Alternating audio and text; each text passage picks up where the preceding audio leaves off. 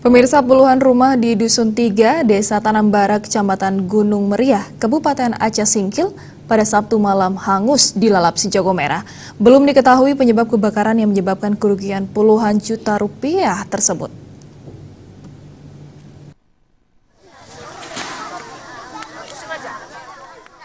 Kebakaran ini terjadi di Dusun 3, Desa Tanambara, Kecamatan Gunung Meriah, Kabupaten Aceh Singkil pada Sabtu malam.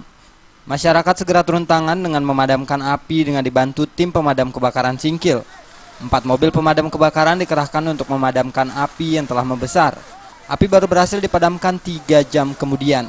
Saksi mata mengaku api pertama kali terlihat sekitar pukul 6 sore waktu setempat di salah satu rumah warga. Dengan cepat api langsung merambat ke bangunan di sekitarnya.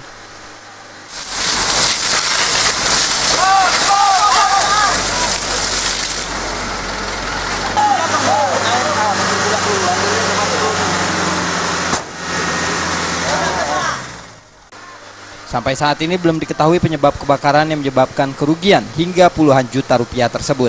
Dari Aceh Singkil, tim